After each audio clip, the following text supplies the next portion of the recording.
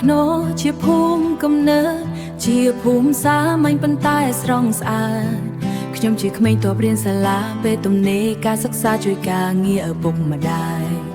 ដាំស្រូវពោតល្ងធ្នុលើដីស្រែចម្ការជីវិតក៏សេកខ្វះខាតតែមានន័យ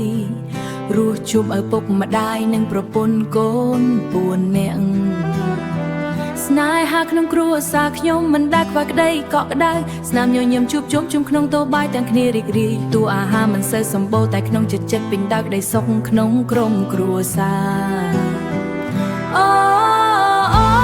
រកកាខ្នោអើយខ្ញុំនឹកអ្នកណាស់ចិនខ្ញុំឈឺចាប់ពេលត្រូវចាកចេញឆ្ងាយទុំកូនជាទីស្រឡាញ់នៅជាមួយតាយាយ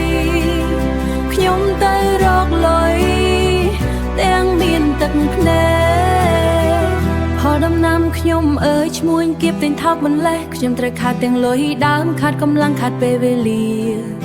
ជីវិតជួបការលំបាកមិនអាចចិញ្ចឹមគ្រួសារទៅមុខទៀតបាន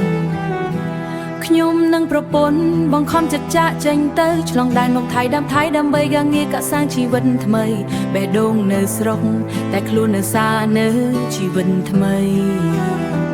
បេះដូងនៅស្រុកតែខ្លួននៅសែនឆ្ងាយរៀងរាល់រាត្រីដែលគិតដល់មុខដល់កូនដែលនៅតូចសំឡេងហៅប៉ានៅក្នុងចិត្តខ្ញុំរាល់ថ្ងៃអូកូនអើយប៉ានឹកកូនណាស់នៅឆ្ងាយប៉ុន្មានក៏មិនអាចបំភ្លេចបានឡើយនឹកសាច់ញាតិនឹកទាំងចាស់ធ្លាប់រួមរស់នឹកសំឡេងម៉ែដែលធ្លាប់ព្រៀនប្រដៅកូនគ្រប់យ៉ាងម៉ែប្រាប់ឲ្យកូនត្រូវធ្វើជាមនុស្សល្អជាមនុស្សតស៊ូនៅក្នុងជីវិតកុំខ្លាចការលំបាកពីម៉ែស្ដាប់ហើយនៅក្នុងចិត្តរៀងរហូ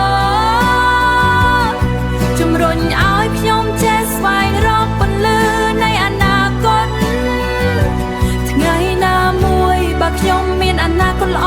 ខ្ញុំនឹងត្រឡប់ទៅរកការភ្នោវិញជួបកូននិងគ្រួសារដែលខ្ញុំស្រឡាញ់បញ្ចប់ទឹកភ្នែកទុកសោកទាំងឡាយជំនួសដោយស្នាមញញឹមវិញ